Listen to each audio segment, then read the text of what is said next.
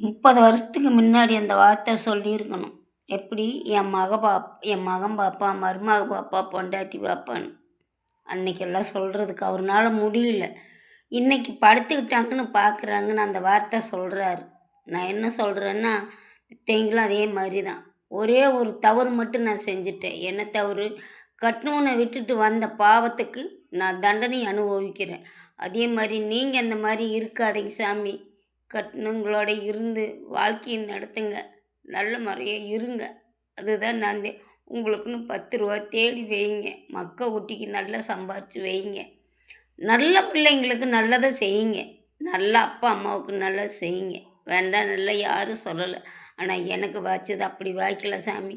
இப்போ என்னோடதையே வாங்கி வச்சுட்டு எனக்கே என்ன செய்தின்னு கேட்டாங்க. நான் என்ன சொல்கிறேன்னா, எவ்வளவோ வேதனையெல்லாம் பட்டேன். கல்லை சமந்தேன், மண்ணை சமந்தேன், எல்லாம் பண்ணேன். லாரி மண்ணை சமந்தேன், கார வேலை செஞ்சேன், கடை வேலை செஞ்சேன், ரோட்டு எல்லா வேலையும் செஞ்சு என்னோடய வயிற்ற கழுவுனேன். கொஞ்ச காலம் அவங்கள காப்பாற்றினேன். அது கூட இல்லாமல் இன்றைக்கி என்னை வெளியில் போன்ட்டாங்க. ஏன்னா மகன் புத்தி தானே அம்மாளுக்கும் வரும். மகன் புத்தி தானே அம்மாளுக்கும் வரும். அவன் கேட்டான் என்ன, ஒரு அப்பனுக்கு பிறந்திருந்தா வெளியே வாசலில் நிற்காதான்னு போயிருன்னு கேட்டான். அதே வார்த்தை தான் இன்றைக்கி அவனோட அம்மாவும் கேட்டா என்ன தேவடியேன்னு.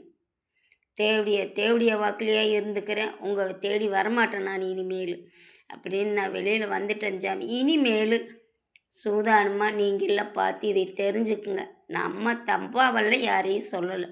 என்னுடைய அனுபவத்தை நான் சொல்கிறேன். யாரையும் நம்பாதீங்க. உங்கள் கையை உழைப்பை நம்பி நீங்கள் வாழுங்க சாமி. அதுதான் வாழ்க்கை. யாரையும் நம்பாதீங்க. நேச்சராக சொல்கிற மாதிரி சொல்கிறேன்.